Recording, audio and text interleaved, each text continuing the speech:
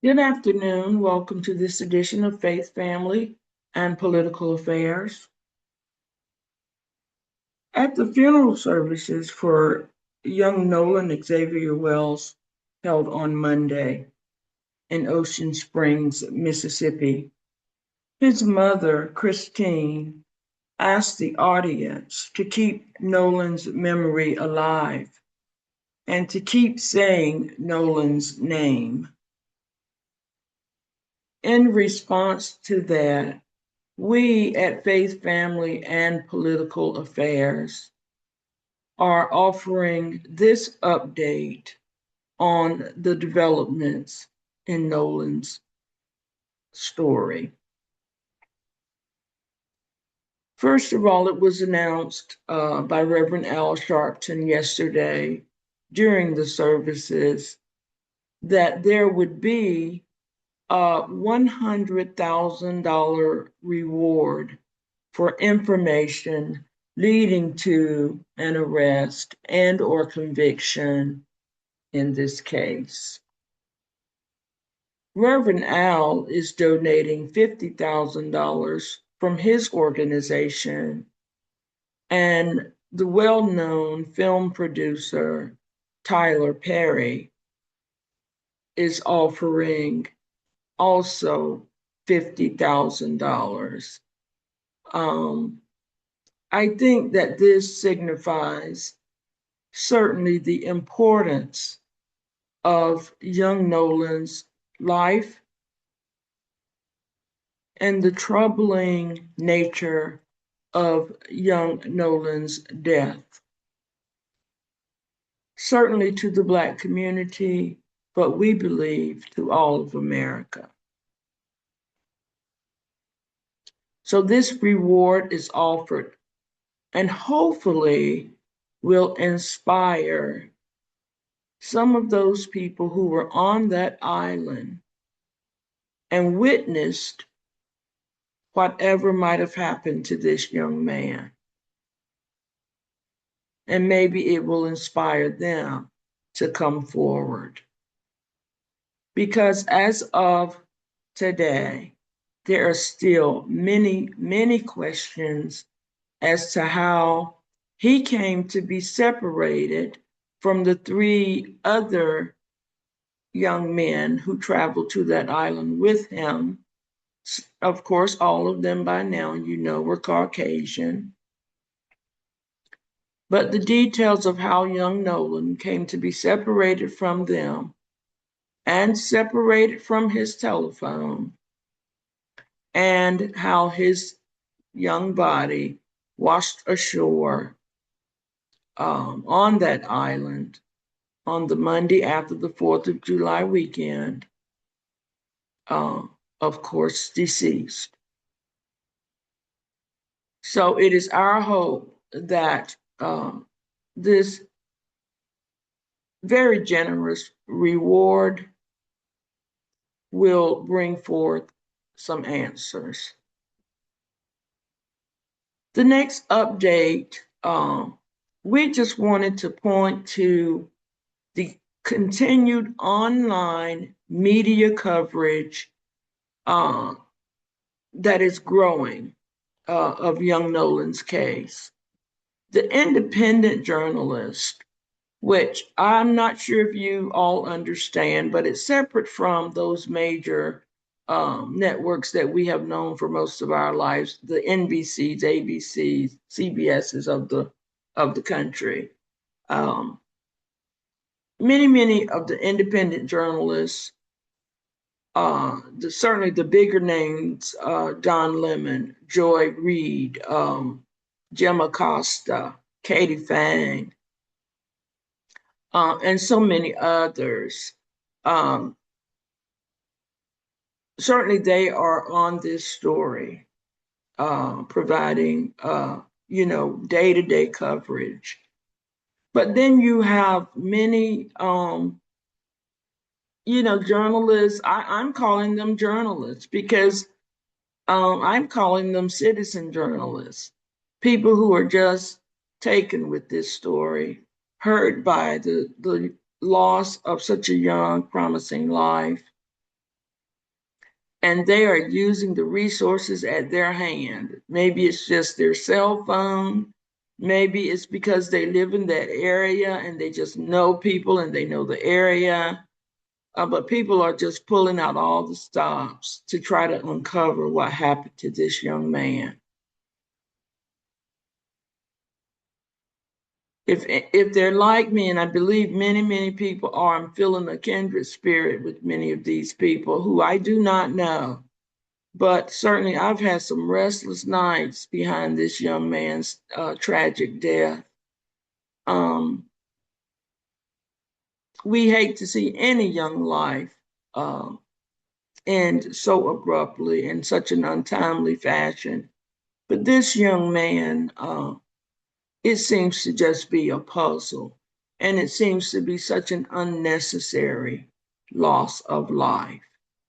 Um, and so it just feels like people across the country are trying to help figure out what happened.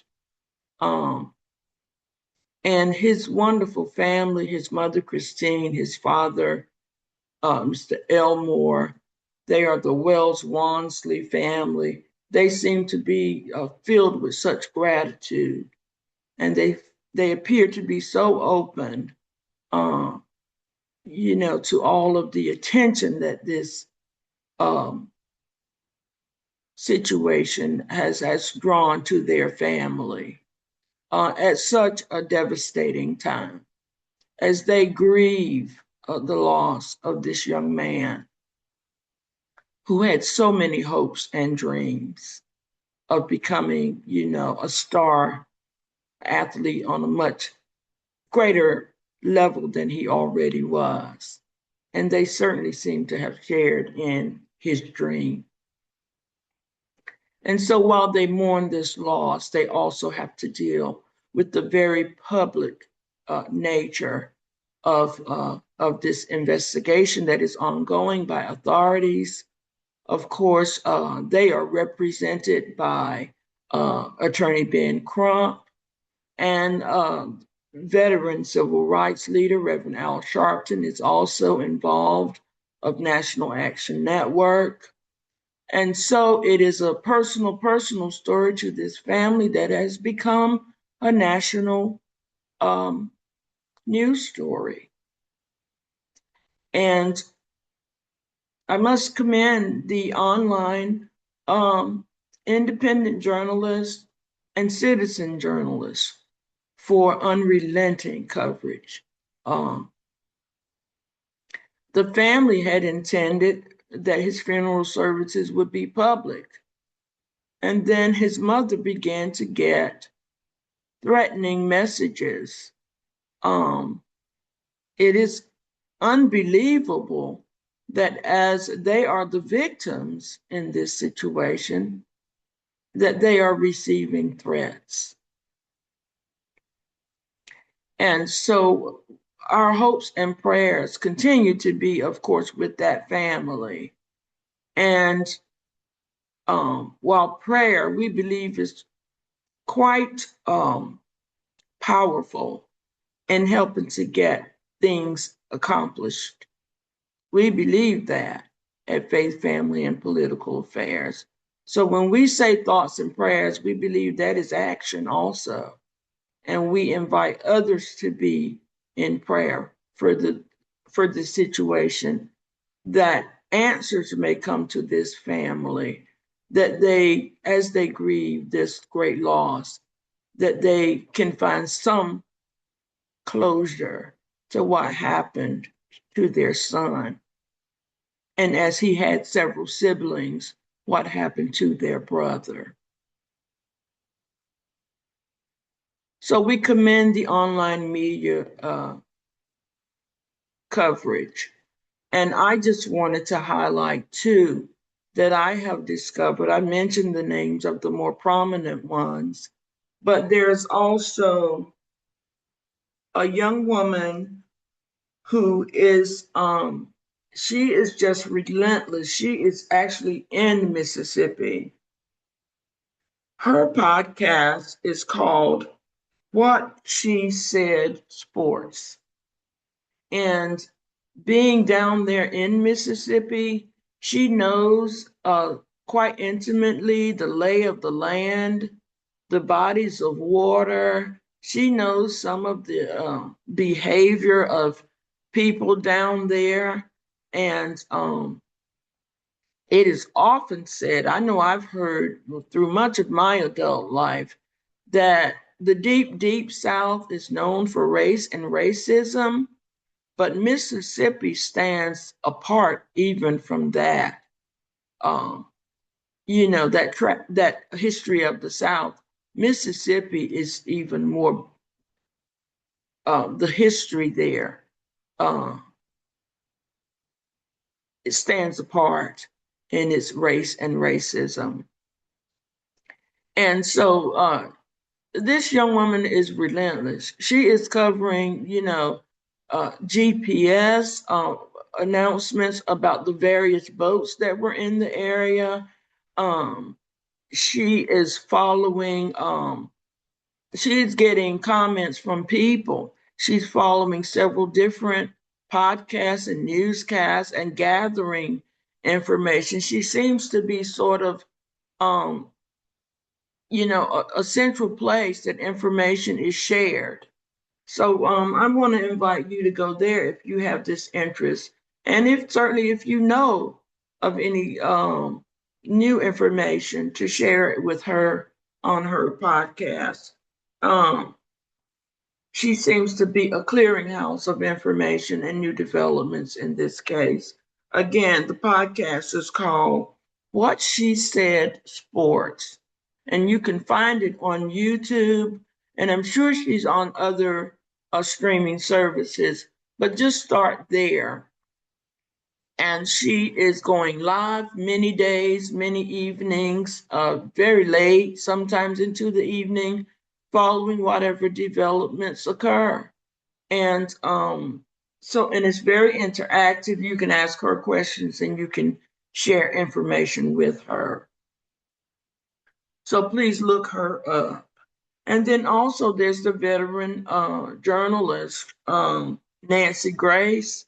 Some people think she's a little bit of a sensationalist journalist, but she is out there providing valuable information and asking the critical questions.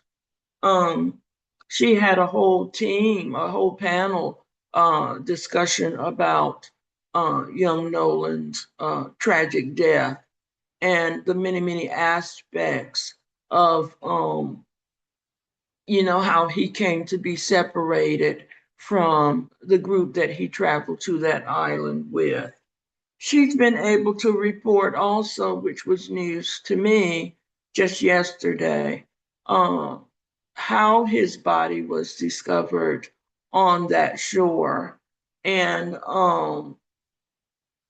she has photos of it, which she is not sharing now to be respectful of the family. But because she has had those pictures for some time, she is able to speak with some level of authority on on details about how his body came to be there and the shape that it was in, which is very important right now as there's been no release of the autopsies of young Nolan.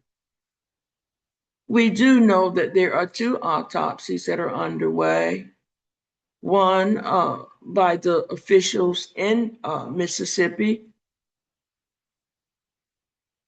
that some people are questioning the veracity of their investigation. They have yet to formally question the young men who he traveled to that island with. It is reported that there have been some informal conversations with these young men, but no one stands in custody right now. We are yet to almost 2 weeks out from the occurrence and the loss of this young life. And there's been no investigation or of that boat. You would think they would have impounded that boat by now and searched it. One of the investigators that Nancy Grace spoke with um, talked about how they would have, he was from the Cajun Navy that helped to recover young Nolan's body. But he has said that they would have already had some search for blood on that boat, um, which, you know, the authorities have not done any searching of that boat that has been reported. And so there just seems to be some very um, basic investigative activities that are not happening. And so with the Mississippi officials, we do know that the Mississippi Bureau of Investigations has been called in to help the local authorities. And it was reported a couple of days ago that the FBI, the Federal Bureau of Investigation, has been called in. But as is the history of Mississippi, uh, sometimes law enforcement in that area is implicated.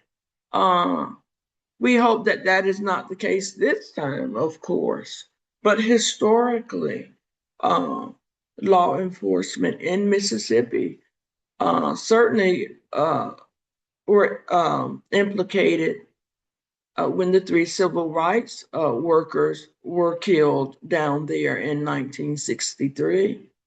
James Chaney, Andrew Goodman, and Michael Schwerner down there helping African Americans register to vote. Law enforcement helped to plan their abduction and their murder and its cover up.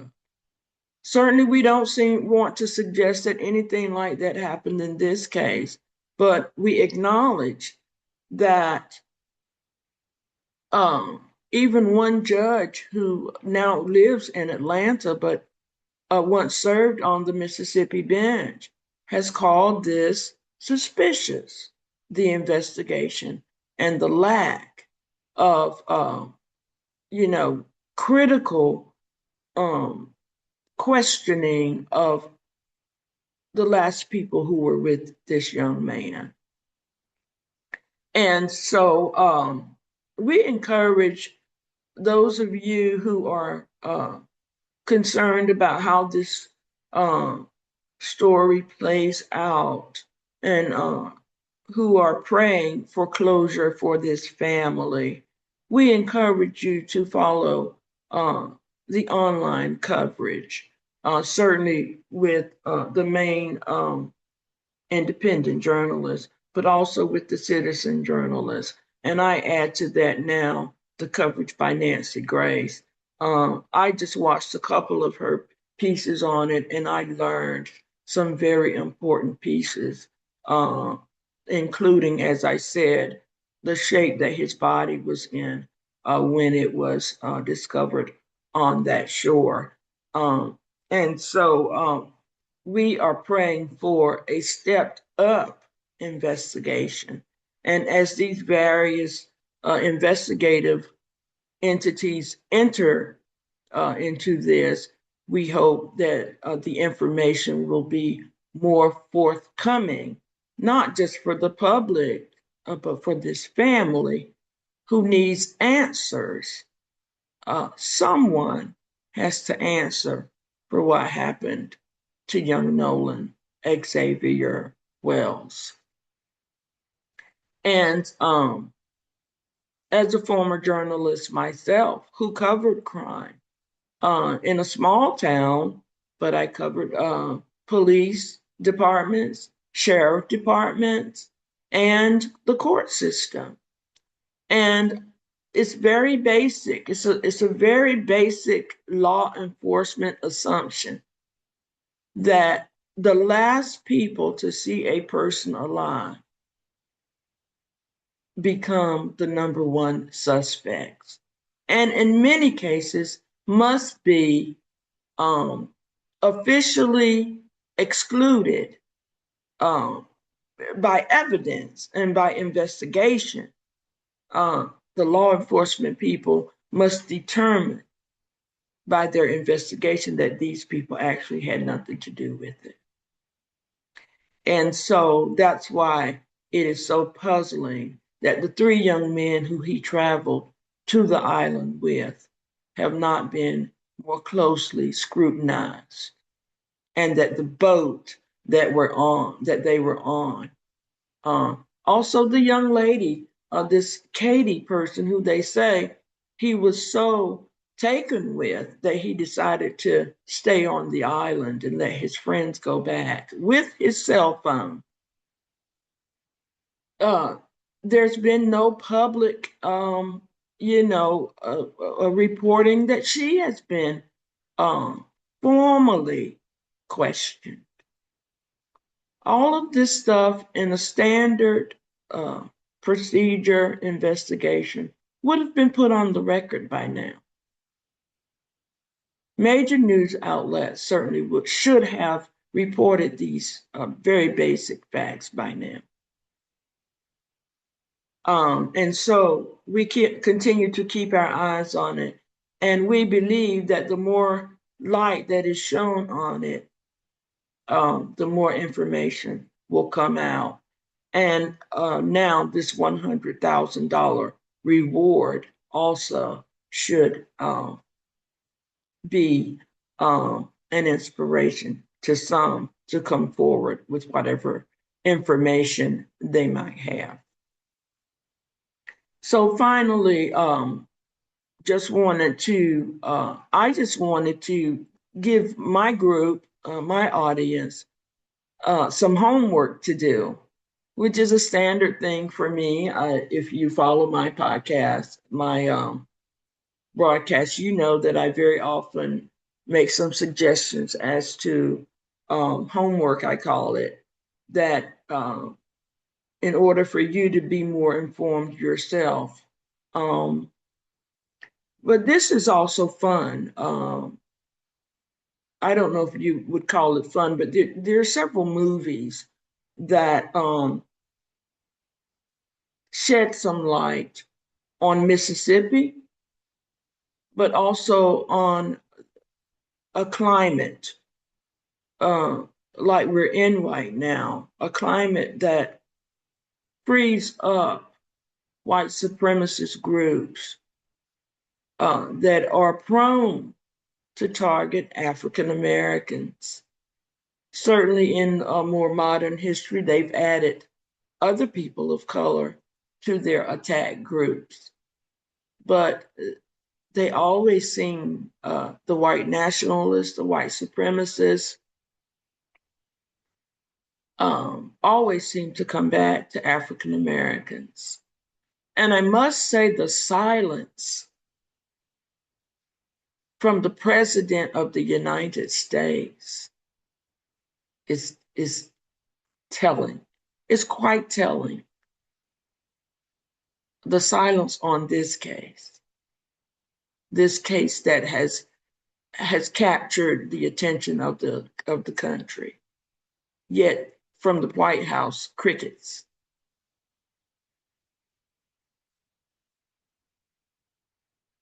And so let me just mention just a few.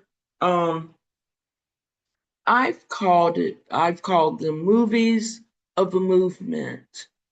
One of them is Mississippi Burning. Gene Hackman and Willem Dafoe gave stellar performances in this movie.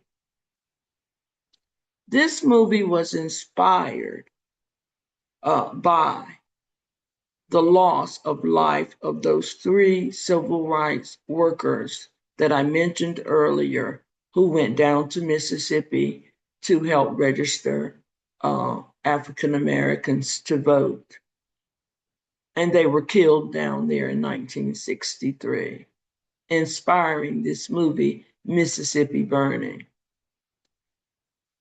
But the producers of this movie did such an excellent job, uh, and kept it very close to what the facts showed after being investigated. Um, and you can learn a lot about Mississippi, as they do a great job of keeping that part close to what was actually reported at the time and since. So I encourage you to, when you have some time, look for Mississippi Burning. Right now, it is available, I know, on Netflix, and I believe on several of the other streaming services. Um, the other one is A Time to Kill, starring Samuel L. Jackson, um, Matthew McConaughey. I believe Sandra Bullock is also in that movie.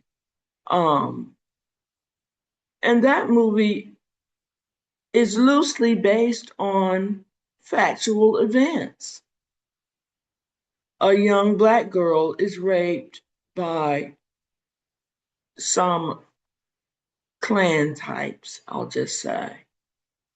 And um, the story chronicles her father's response to her being raped.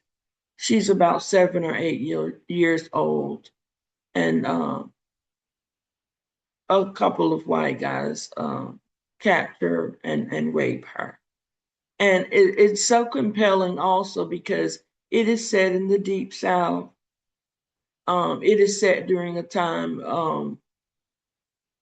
when white supremacist groups pretty much ran rampant. And but this father's response was not the typical nonviolent response uh, that these groups have seen from the African American community. He actually uh, responded in a different way. That's all I'll say. And this father is portrayed by Samuel L. Jackson.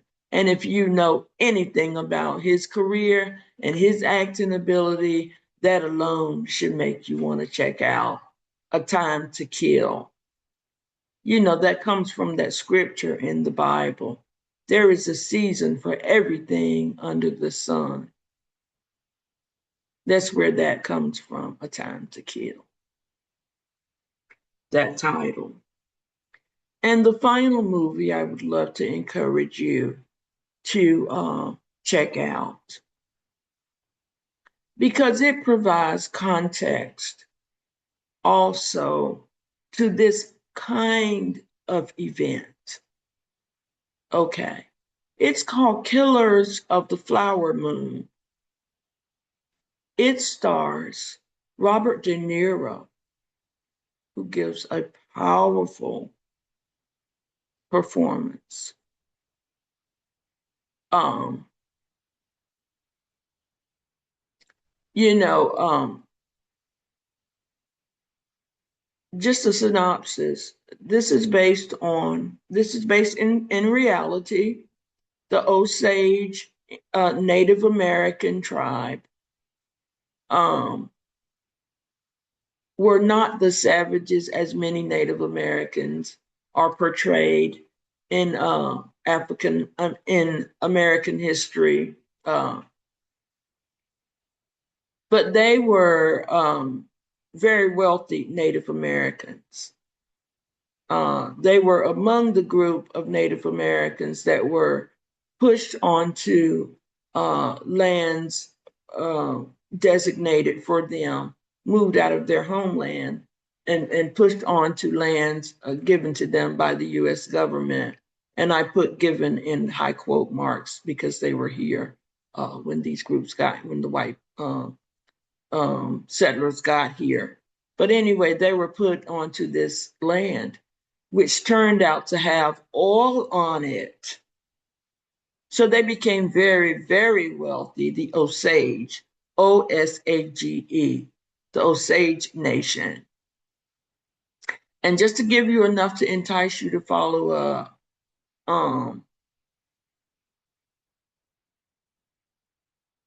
the Osage were so wealthy that they attracted white settlers to their town.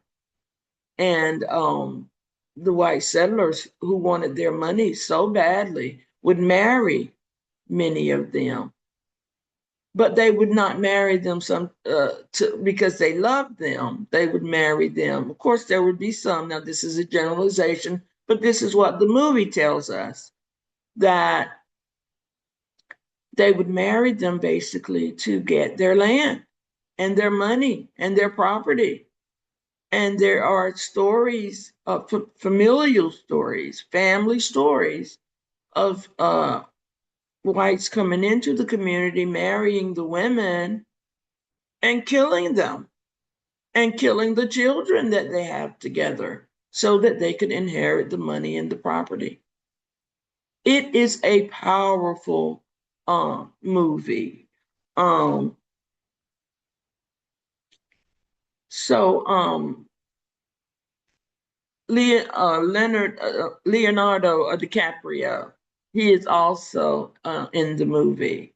Um, he and Robert De Niro play nephew and uncle, and they are both um, committed to sharing in the property owned by the Osage. We'll leave it there. But that is a powerful movie. And I include it because you can also see the nature of a people that will invite in white settlers and then find themselves um, the targets of those very people who they invite in. And many of these Native Americans would be killed. Family members, lives taken just so for their property. So remember, Killers of the Flower Moon.